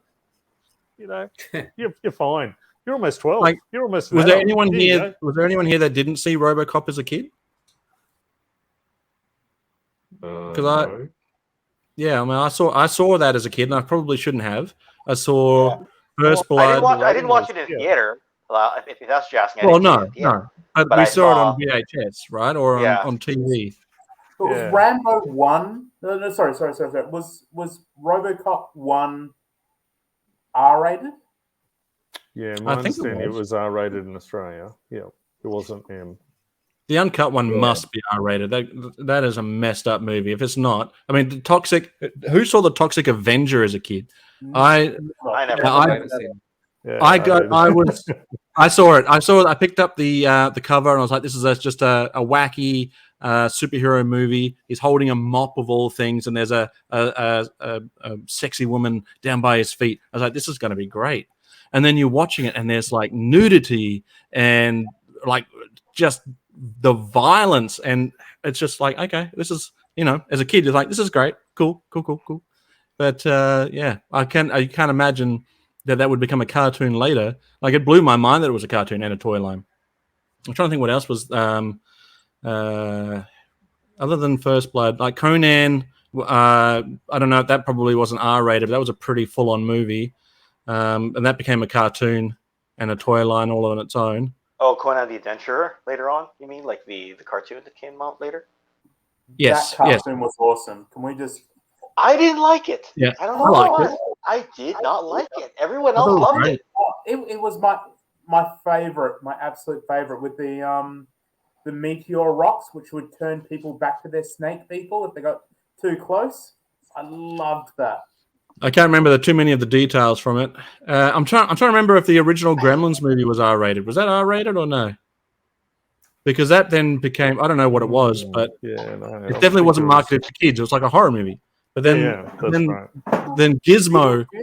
And that was that became a cartoon. Kids cartoon, like M-rated movies. They wouldn't do that now. Yeah, M or R-rated. Yeah. I'm surprised they did it then, with the way that parent groups were, being so against things just like Michelangelo's nunchucks. And they're like, yeah, it's all right. We'll let the Toxic Crusaders happen. Madness. Anyway, I've got one more image to show up. I wanted Ken to talk me through this bad boy. Oh, right. Okay, yeah. I completely forgot I sent you that. That's a 3 3/4 inch scale throne that one of the patrons of the channel made for me, although this was back in 2019 before the channel. He 3D printed this off of his old printer. He made about somewhere between 10 and 20 of them for his Canadian friends back in 2019. And he didn't charge me much. It was like something like 35 or 40 bucks Canadian, which is not much. And what I was thinking about doing was at the upcoming Cobra Convergence, I was thinking about doing a video on this and basically just showing Serpentor on it, showing Cobra Commander on it, and just asking, so is the throne fit for the Emperor or is the throne fit for the Commander? And just kind of throwing that question out there, just do a short video. But yeah, this was one of the pieces that I had in my workplace. But when the pandemic, I left it in my workplace. And then when the pandemic happened, we were home for the better part of 2 years. And I went back to the workplace again last week. And I found this on my desk. And I was like, oh, yeah, I've still got this. And I brought it home and thought, I might have to do a video on this. So where did you get it from again? Well, it was 3D printed and hand painted by my friend Mark back 3 years ago. Nice. Yeah. Well, it's very well done. Yeah. So, and Mark became a patron of the channel later on. And just, I don't know, like, it just, everything kind of came full circle. So I might ask him a little bit about the 3D printing techniques on it, although I don't think I need to know any of that just to do a video on this. But still, it's a cool piece to have. He did a really good job. Very cool. Yeah, and he's even upgraded his It's like one of those iconic thrones that, certain key figures need. It's like Kirk in his chair. It's the Phantom and his throne, skull throne. Yes. There's just certain ones that need to be in a collection. Yeah. Yeah, so I just, being away from it for a couple of years made me realize how much I appreciated it. Because like you guys were talking about earlier, you buy a thing, you put it on your shelf, you forget about it. Well, what if you just don't have access to it for a couple of years, or you just don't have full-time access to it? You see it again, and it feels new again, right? Who definitively is going to be sitting up on that throne, Ken? Do we have to wait for the video to find out? No, whether it's a Panther or a Cobra Commander? No, because there's my collection you've seen, Zazel, is packed so tight that throne can't really go anywhere. So I'm not really sure who's going to go on it. It probably is going to end up being one of the Cobra Commanders because I have more Cobra Commanders to spare than I do of Serpentors. Imagine having so much stuff that you can't put a throne somewhere. Yeah. Look back there, I'm aiming for my first Cobra Commander, so now I know why they're so rare. Thanks, man. Well, I'll tell you what, mate. I've got like five Cobra Commanders. I've given one away for a YouTube giveaway, but I've got 4 more if you need one. How many versions of Cobra Commander are there? Must be. Well, you only need 2. Well, I guess 3 technically if you want a battle armor one, but you've got the Fred 7. Oh yeah. Mickey Mouse, I forgot about that one. Yep. So that's when I was asking friends who were into G.I. Joe, so what figures do you think if I was going to be limited to 15, and then you've got, half of them are going, Hooded Cobra Commander, definitely got to have that. And the other one the was, hooded one. you got to have the original because that was, also from Action Force. And you go, right, true. Okay, I don't know now. You can't do 15. You cannot do 15 with G.I. Joe. You'd have a hard time. There's a challenge. There's a challenge there. You'd have a hard time going 30. Well, why don't we go around? Why don't we go around and see? You got to pick one. Is it Hooded Cobra Commander or is it Chrome Faced Cobra Commander? Gregor, you go first, mate. You got to pick one. You got to pick one. You got to. Okay. That is. I've got a lot of Cobra Commanders from the very beginning, like straight arm, all the way through to now. And I'm a straight arm collector. I'm one of those weirdos. Yeah. So I would probably say, I'd say probably straight arm, Mickey Mouse, Cobra Commander. I reckon if you could give me anything. All right. Well, I also like the Ultimates. I like the Ultimates from like 2010. Yes. He's also very cool. Man, I just wanted Chrome or Hooded. We'll go Chrome. Chrome for Gregor.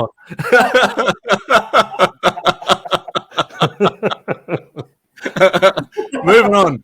Rob Vegas. Who are we picking, mate? Hooded Cobra Commander or the Chrome Face? Chrome Dome. Oh, well, which would you pick, Zaz? Well, we'll come back to me in a moment, mate. Outstanding. I'm going to throw down a bit of a wild card here. I think he was from 1990. Oh, that's going to trigger some people.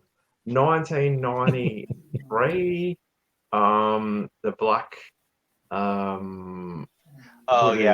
Cobra Commander. That's a favorite of mine. Yeah. He came with one of those flame. No, 91 or 92 was a talking one. I think the black one might have been the repaint of the talking one into the black color. Right. I think. Could be wrong. Yeah. They just gave him a bit of a zhuzh, and he was back. So that's going to be my favorite. Back in black. Yeah, back in black indeed. Perfect. All right, Ken, who are you going for? Hooded Cobra Commander or Chrome Dome? Megatron. Get out of here. Get out of here. Sit on the fence. Yeah. It smells of cowardice. Coward. Well, I mean, as for cowardice, I mean, Cobra Commander was voiced by Starscream, who was kind of cowardly. So you should have said Starscream then, you fool. Yeah, that's what I'm thinking. I got a Starscream right there. Starscream, you fool, up there. So I'm gonna go Hooded. Yeah. Just because I got it first, like before getting the Chrome Face Cobra Commander, I got the Hooded one, so I was like, just got used to it first. So I didn't get a Chrome Face one for many years after, right? Like it was 13 years apart between getting them as an adult collector. I think I got my Hooded Cobra Commander in 2006, and I think I didn't get a Chrome Face one until 2019, or maybe 2018, but still, it was a big gap in between. So I got used to it. All right, Phil, you're up. Batter up, Phil. Easy for me. It's Hooded. I had Hooded as a kid. I think the Hooded Cobra Commander is probably top 5 G.I. Joe figure for me. Sort of got that KKK. I've got scary as hell. I've got the 12-inch Hall of Fame version of the Hooded Cobra Commander too. He looks awesome. So I'm going to go with the Ku Klux Klan Hooded Cobra Commander. Right. I'm glad I fucking asked, mate. Moving on. Brendan. Look, because it'll be my first one, I think I'll go to the one that helped kick the series off. It'll be Chrome Face. Yeah. Look, I'm with you on that one. Yeah, iconic pieces that start a line that then goes and continues. Now I'll generally start with series 1 of things. So good pick. But so I'm going to go Chrome Dome as well. I think, obviously, no one's going to say that Hooded Cobra Commander is a lame ass figure. It's a very great look, and it's awesome that it's got 2 very good looks. But with the chrome one, you get so much more out of it. You know, you get the reflectiveness on it. You got a little bit more mystery behind it. Yeah, I just think it's a good look, a very powerful look. Can I tell just a 5-second story? No, I'm sorry, gents. no. Moving on. Yeah. All right, go on, mate. The 6-pack. I'm going to tell you anyway.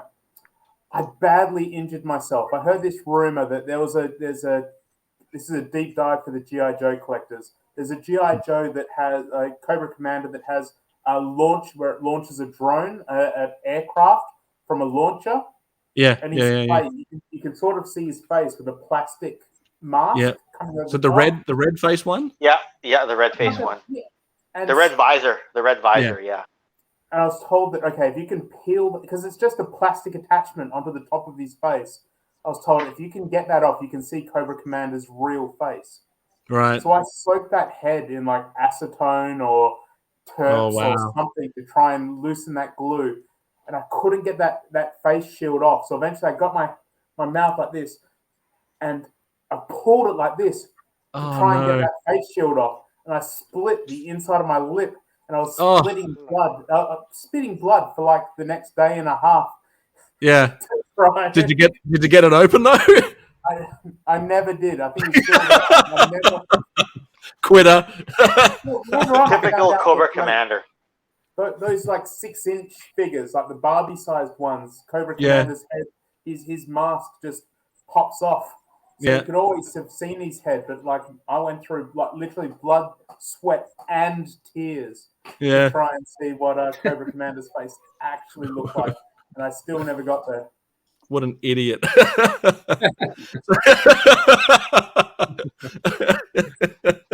So kind of you. Yeah, well, isn't the doll one? If you take the mask off, it's still got a mask on though. Like it's got like a little balaclava thing. It's COVID Commander. Yeah. Well, yeah. In the comic, they had a scene in the Devil's Due run where he's fighting with Serpentor, and like. By the way, hang on. I thought that line I just said with COVID Commander was pretty bloody funny, and I don't appreciate no one laughing at that. But I missed it. I heard Cobra Commander again. And I had to be muted because of the bulldog. So actually, I was laughing. It was good. Cheers, buddy. Cheers. All right, moving on. Yeah. Oh no, nothing. It's just in a comic scene, like he and Serpentor are fighting, and his helmet comes off, and he's got a balaclava head underneath. And Serpentor's like, "Really? You got a mask under a mask?" That's what it reminded me of when you said that, right? So yeah. I think he had a comic appearance where he had just the glasses on, though, right? I'm not sure, but to cap it all off, when Serpentor was holding his helmet, the helmet was a bomb. It exploded. I think that might have been how they killed off Serpentor for the 19th time or whatever it was. So, yeah. Anyway. Yeah, right. Well, there you go. Brendan, I hope you're not muting yourself for the dog's sake because it's making. I was only making a joke earlier. I don't want you to feel self-conscious about your dogs making noise, mate. It's all good. No, I can hear it through this. They're plugged in pretty deep, so I must be deaf now for you guys. No, it's fine. It's late here, so everybody's asleep. You're looking up that doll to find out if it still had a face on it? I thought you were going to do some homework on there. I can't find it. I'm struggling. If I find it, was it real? Was it even a thing? I might have dreamt it. I've very Did you really even split your lip? Actually, this is non-toy related, but I always wanted a pocket knife, but I was never allowed to have one. And so what I did one day is I got a paddle pop stick, and I used to rub the paddle pop sticks on the concrete to make them sharp, turn them over, right, make a little knife out of that. And then I was like, this isn't good enough. I need it to be inside something, so other than a person when you shiv them. But what I did is I grabbed a stick, and I was like, if I could put this paddle pop stick into this stick, then technically it would be a pocket knife. So I went into the house, and I got a butcher's knife out of the drawer, and I wanted to cut through this piece of wood to stick in this paddle pop stick, and I took the top off my finger, but just a little bit. It was not my smartest moment. It was definitely dumber than what Gregor did. It makes for a story later on like this. You can tell us on episodes. It left a scar, but it's not a very impressive one. when I bought mine, That's awesome because I think in one of the G.I. Joe comics, like Larry Hama wrote, like the world is made of stories. Right. Yeah. That's true. And, stories like my rubbish story about going to South Australia and the border and things. And that wasn't a rubbish story. I thought that was great. That's a good story. It's just unfortunate how the world is today, where it sort of is kind of like that now. You'll be driving towards the border now, and then you might be a little bit panicked. Yeah. No, it's just that. It's like I'm pretty sure it was Larry Hama. He just said, the world is made of stories, and we share them, and that's where the magic is. That's like for us, you sit in the car with someone for 8 hours, and that person will change. Like you don't work with the same person every day, but you get to hear whole life stories over a period of time, and in between, you've got, you're attending jobs of boredom and jobs of terror. But you're learning every day about the book that sits beside you, and that book just changes every couple of days. So people are interesting. Yeah, and one of the most awesome things I've got to throw down about my recent G.I. Joe story is connecting with all you guys and connecting with the awesome community. Like we got Photo Viper, we got HTC 788, we got all the gang, we got Cobra Island, and connecting with all of you dudes, especially Zaz, wow, we're all friends now, and we've got this collective interest and such a great community that's growing, and it's around the globe. Yeah, the internet can be a scary place, but it can also be very beneficial. Yeah, I'd say G.I. Joe fans are the most hardcore compared to in my opinion anyway, compared to Transformers or Masters of the Universe. Even in New Zealand, I've sort of joined G.I. Joe groups in New Zealand, and just so many sort of hardcore fans out there, that have collected for years and years. They know the backstories of all the characters and figures, and for me, G.I. Joe fans just seem to be that another level up from any other toy line. So it's really cool. I think I don't know what it is about G.I. Joe, just the range of characters, the range of figures, something about it.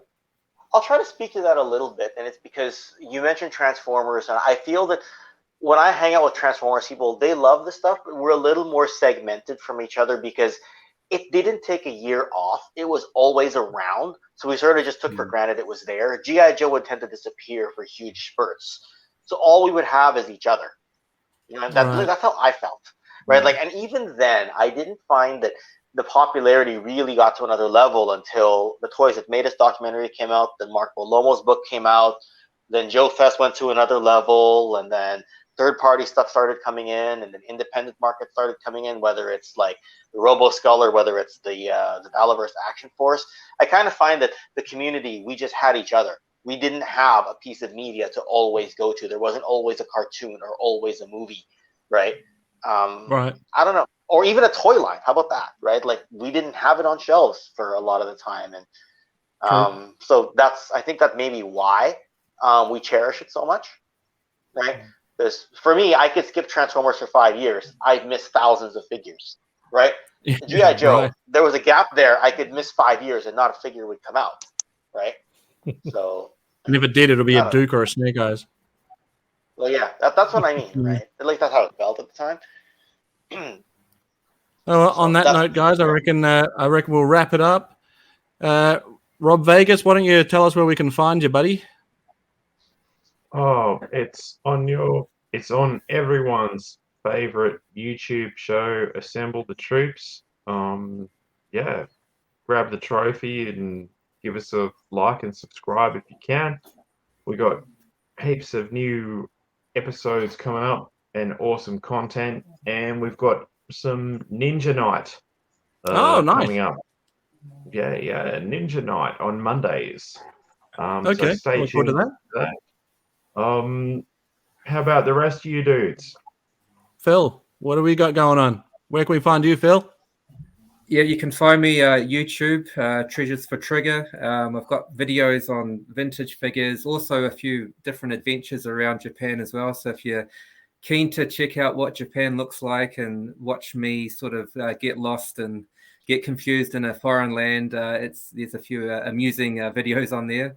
I'm also on Instagram, Treasures the number 4 and Treasures for Trigger. So yeah, basically YouTube and Instagram, you'll find me. And if anyone ever heads over to Japan, I'd be more than happy to show you how to get lost in Japan. So yeah, give me a yell. Will do, buddy.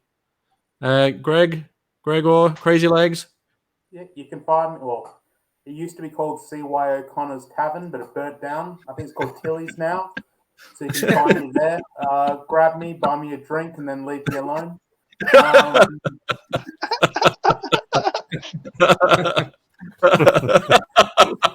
from that, that's pretty much it. No. Sweet.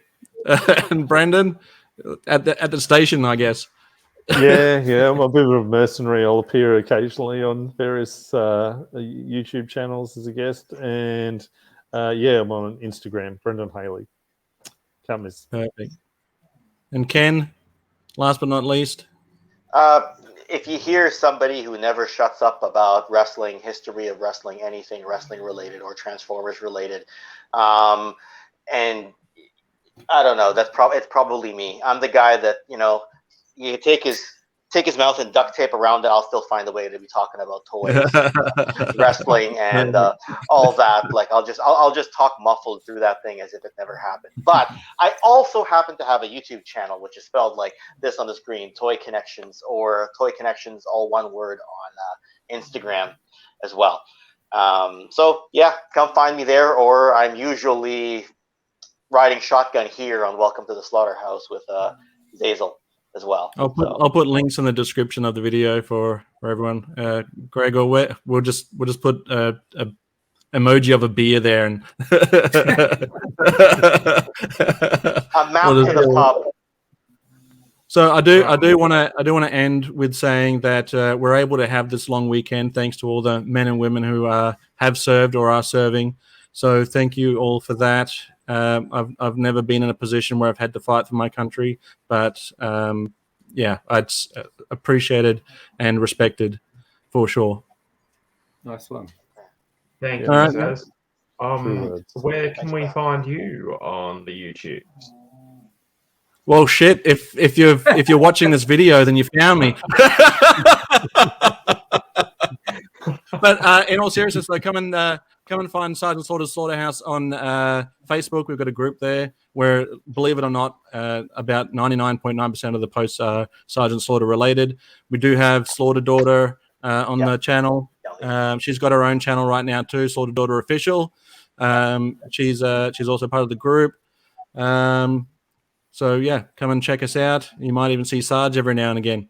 You just never know. You just never know. Sometimes I don't even know. You just gotta